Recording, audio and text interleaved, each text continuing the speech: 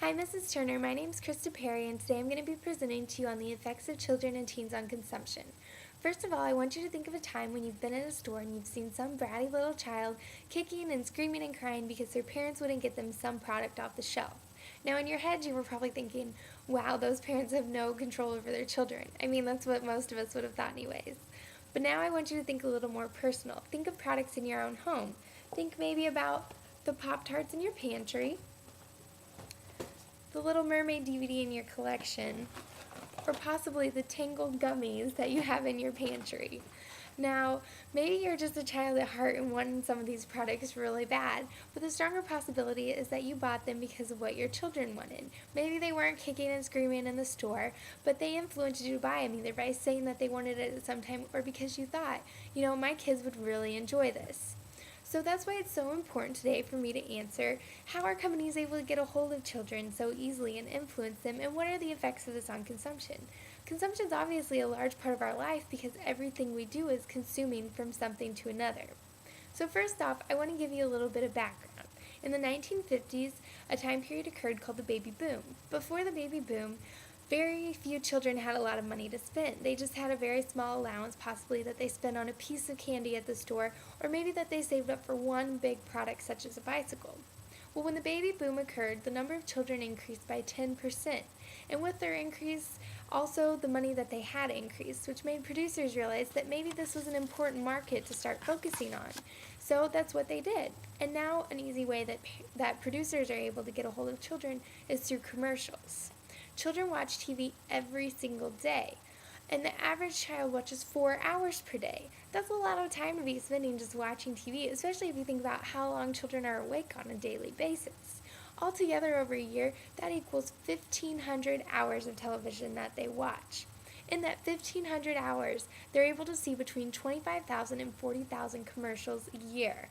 That's a lot. That's a lot for them to see every year. And I mean, if you think about it, a lot of those are repeat commercials, and many children can sing along to a jingle or tell you exactly what the people in the commercial are going to say next. But that's just the average child. Think, some children watch 5, 6, 7, even 8 hours of TV a day. That's even more commercials for them to see and even more amounts of time for producers to be able to get a hold of children.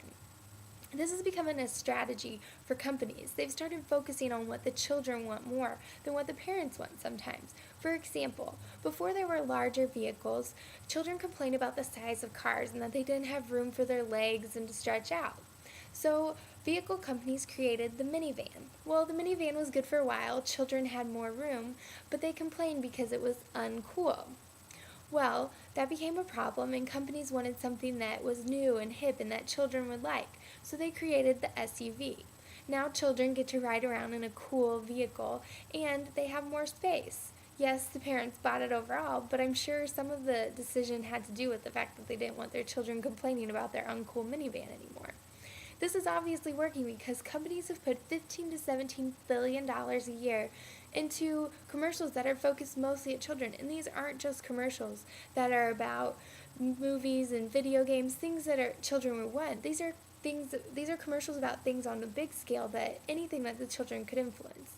And they've obviously done a great job from this. Some of the benefits that the producers have been able to have come out of the pockets of children, teens, and the adults. Just on the pockets of teens, producers have been able to earn, over a year's time, $160 billion. These are on anything that the teens want and that they spend their own money on. But that's just teens. Children 12 and under are also spending their own money, and they've been spending $18 billion a year on products that they want. That's a grand total of $178 billion spent on things that these children want with money out of their very own pockets. Now that's a lot, and especially when you compare it with some of the other things that we spend money on. For example, something way more important that all of us should spend a lot more money on is education. Every year, though, we only spend $6 billion on education, whereas out of these children and teens' pockets, there's $178 billion going to products that they may not even remember that they have in a year. They might buy a toy and completely forget in a year that they even have it, or it's stuffed at the bottom of their toy box. Things like that, things that they won't care about, whereas education is something that's going to last you a lifetime. But that's just the money out of children and teens' pockets. Now, they are able to influence the parents. And out of parents' pockets, we're seeing $130 to $670 billion on products that their children influence them to buy. This could be anything, but the idea is that this money is spent on things that their children influence them to buy. So, there are some consequences that come with this, obviously. One major consequence that we've seen is that children are wanting brand names at a very young age. They're not just wanting any doll, they're wanting the Barbie doll. They're not just wanting any cereal, they have to have the name brand cereal.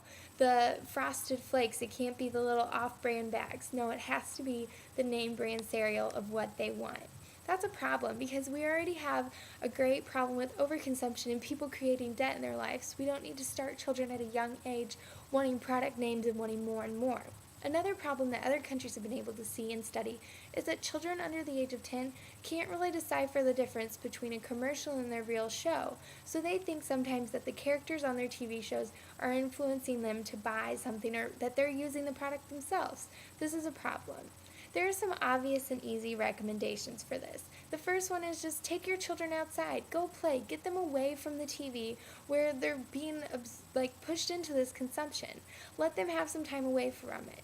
Another thing is watch what money your children are spending. Keep an eye on how much you're giving them and an allowance, and maybe help them create some kind of saving plan where they can put their money to a better use someday instead of candy and fast food and toys that they won't even need or won't actually help their life in any way.